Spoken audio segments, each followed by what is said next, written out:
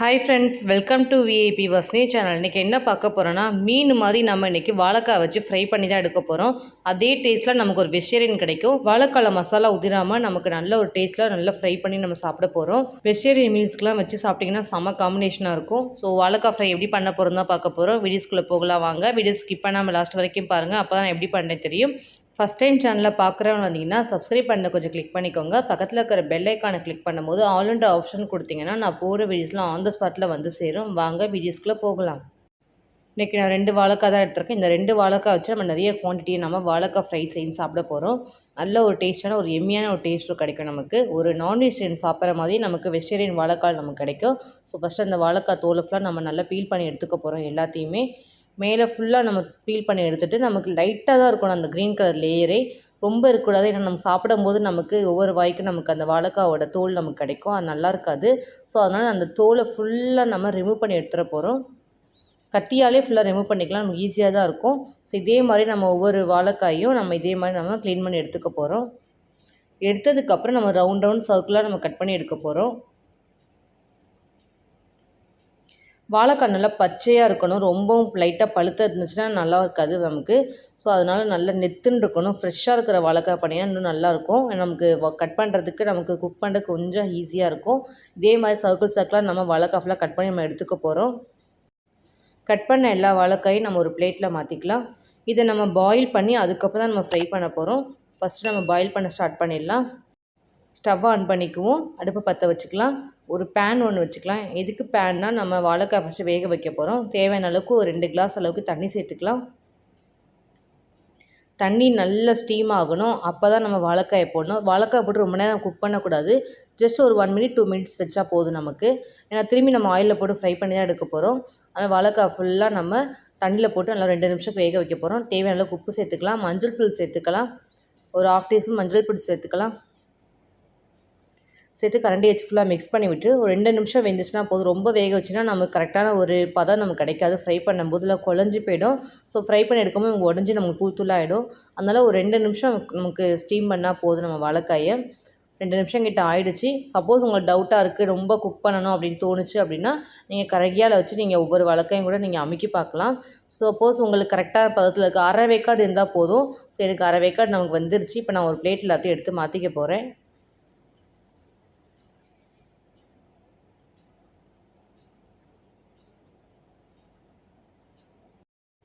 வேக வச்சுருக்க வாழைக்காய் ஃபுல்லாக நான் ஒரு பிளேட்டில் மாற்றிக்கிட்டேன். தேவையான அளவுக்கு பூண்டு எடுத்திருக்கேன். பூண்டை தோலோட நச்சு எடுத்து வச்சுருக்கேன். வீட்டு மிளகாய்த்தூள் 2 ஸ்பூன் எடுத்திருக்கேன். பெப்பர் தூள் ஒரு 1/2 டீஸ்பூன் எடுத்திருக்கேன். 1/2 டீஸ்பூன் பெருங்காயம் எடுத்திருக்கேன். சீரகத்தூள் 1/2 டீஸ்பூன் எடுத்திருக்கேன். தேவையான உப்பு எடுத்திருக்கேன். பெருங்காயம் பூண்டு கண்டிப்பாக போட்டாகணும். ஏன்னா வாழைக்காய் வந்து வாய்வு. ஸோ அந்த வாய்வு ப்ராப்ளம் இருக்கிறவங்களுக்கெல்லாம் ரெடியூஸ் ஆகிடும். ஸோ அந்த ஒரு ரீசனுக்காக தான் நம்ம பூண்டும் பெருங்காயம் அதுக்கு தான் நம்ம சேர்க்குறோம்.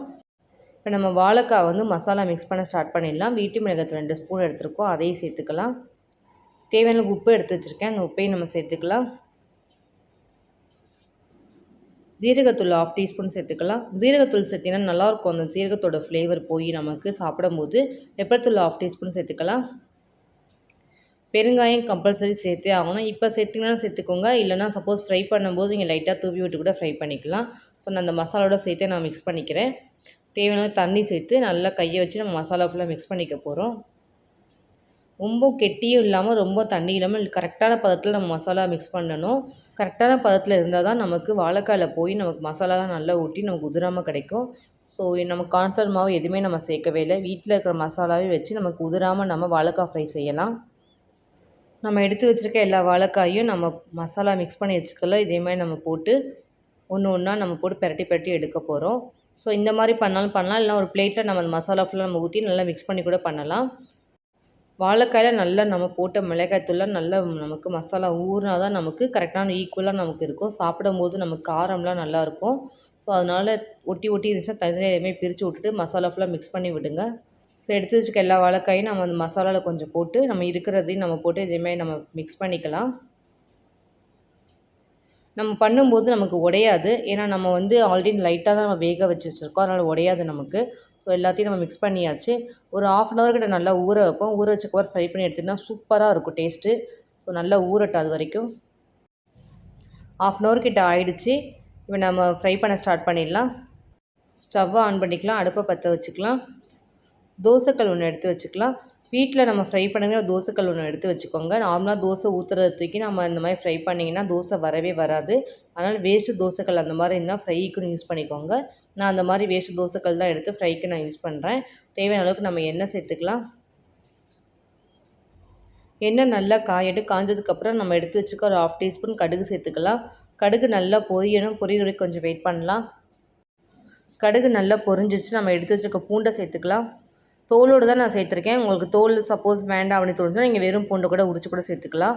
ஸோ நான் தோலோடு தான் சேர்த்துருக்கேன். அந்த பூண்டை ஃபுல்லாக நம்ம அந்த ஆயிலில் ஃப்ரை பண்ணதுக்கப்புறம் நம்ம கருவேப்பிலை சேர்த்து இதோட சேர்த்து தாளிக்கணும். நம்ம போட்ட பூண்டு கருவேப்பிலை போடும்போது தாளிக்கும் போது நமக்கு வாழைக்காயில் நல்ல ஒரு ஃப்ளேவர் கொடுக்கும். அந்த பூண்டோட டேஸ்ட்டு இறங்கி நமக்கு அந்த கருவேப்பிலையோட டேஸ்ட்டு இறங்கி நல்ல ஒரு டேஸ்ட்டாக இருக்கும் ஃப்ரை பண்ணி சாப்பிடும்போது. இது எல்லாத்தையும் நல்லா ஆயிலில் நல்லா ஃப்ரை பண்ணி எடுத்துக்கலாம். ரொம்ப ஃப்ரை பண்ண வேண்டாம். நம்ம திரும்பி வாழைக்காய் போட்டு ஃப்ரை பண்ணி தான் எடுக்க போகிறோம். இதோடய சேர்த்து லைட்டாக மட்டும் ஃப்ரை பண்ணிக்கலாம். நம்ம எடுத்து வச்சுருக்க வாழைக்காயெல்லாம் ஒன்று ஒன்றா எடுத்து நம்ம தோசை தவாவில் போட்டு ஃப்ரை பண்ண போகிறோம். ஸோ இதே மாதிரி ஒன்று ஒன்றா சேர்த்துக்கோங்க. மொத்தமாக சேர்த்திங்கன்னா நமக்கு மசாலாலாம் நமக்கு வேகாமல் நமக்கு இருக்கும். ஸோ அதுமாதிரி ஒன்று ஒன்றா சேர்த்து நான் இதேமாதிரி ஃப்ரை பண்ணி எடுக்க போகிறோம். எல்லா வாழைக்காயும் சேர்த்தாச்சு. லைட்டாக நம்ம ஒரு ஸ்பூன் ஆயில் சேர்த்துக்கலாம். நல்லா குக் ஆகணும். அதனால் நம்ம லைட்டாக ஆயில் சேர்த்துக்கலாம். நமக்கு கறிக்கிடும் நமக்கு வாழைக்காய் ஃப்ரை ஃபுல்லாக. ஆயில் சேர்த்ததுக்கப்புறம் நல்லா வேகட்டும். ஒரு பக்கம் வெந்ததுக்கப்புறம் இன்னொரு பக்கம் திருப்பி விடலாம். ஒரு பக்கம் வெந்துருச்சு, அதனால் இன்னொரு பக்கம் திருப்பி விட்றேன். ஸோ அந்த போட்ட நம்ம பூண்டு அந்த கருவேப்பிலோட ஃப்ளேவர் அந்த வாழைக்காயில் போய் நமக்கு ஒரு மிக்ஸ் ஆகி நல்ல ஒரு டேஸ்ட்டு கொடுக்கும். திரும்பி நம்ம ஒரு ஸ்பூன் ஆயில் சேர்த்துக்கலாம். திருப்பி விட்டதுக்கப்புறம் நல்லா வேகும் நமக்கு. அப்போ தான் கரெக்டாக இருக்கும். நமக்கு நல்லா கிறிஸ்பியாக வேகும் போது தான் நமக்கு அந்த வாழைக்காயோட டேஸ்ட் நல்லாயிருக்கும். நல்ல ஒரு மீன் ஃப்ரை சாப்பிட்ற மாதிரி இருக்கும் அந்த வாழைக்காய் ஃப்ரை சாப்பிடும்போது. பாருங்கள் நல்லா ஆல்மோஸ்ட் கொஞ்சம் குக் ஆகிடுச்சு. திரும்பி அதேமாதிரி திருப்பி விடணும் ஒன்று ஒன்றா. திருப்பி விட்டிங்கன்னா சீக்கிரம் நமக்கு குக் ஆகிடும். நமக்கு வாழைக்காய் நல்ல ஒரு ஃப்ரையில் நல்ல ஒரு டேஸ்ட்டில் நமக்கு இருக்கும். வாழைக்காய் ஃபுல்லாக ஃப்ரை ஆகிடுச்சு. நம்ம ஒரு பிளேட்டில் எடுத்து மாற்றிக்கலாம் எல்லாத்தையும். மீதி இருக்கிற வாழைக்காயும் நம்ம இதே மாதிரி ஃப்ரை பண்ணி நம்ம எடுக்க போகிறோம். டேஸ்ட்டான மசாலா உதிராமல் வாழைக்காய் ஃப்ரை நம்ம ரெடி பண்ணியிருக்கோம். நல்ல ஒரு காரசாரமான டேஸ்ட்டில் இருக்கும். வெஜிடேரியன் மீல்ஸ்க்கெலாம் சைடிஷாக வச்சு சாப்பிட்டிங்கன்னா சூப்பராக இருக்கும். ஒரு மீன் ஃப்ரையே தோற்று போகிற அளவுக்கு இருக்கும் அந்த வாழைக்காய் ஃப்ரை. இன்றைக்கி என்னோடய ஸ்டைலில் உங்களுக்கு நான் மசாலா உதிராமல் பூண்டெல்லாம் நல்ல ஒரு ஃப்ளேவரில் போட்டு உங்களுக்கு நான் வாழைக்காய் ஃப்ரை எப்படி பண்ணலான்னு செஞ்சு காமிச்சிருக்கேன். இதே மாதிரி நீங்களும் உங்கள் வீட்டில் செஞ்சு பாருங்கள். செஞ்சு பார்த்துட்டு டேஸ்ட் எப்படி இருந்துச்சுன்னு கமெண்ட் பண்ணுங்கள், லைக் பண்ணுங்கள், ஷேர் பண்ணுங்கள், சப்ஸ்கிரைப் பண்ணுங்கள். பக்கத்தில் இருக்கிற பெல் ஐக்கானை கிளிக் பண்ணிவிடுங்க. Thank you friends.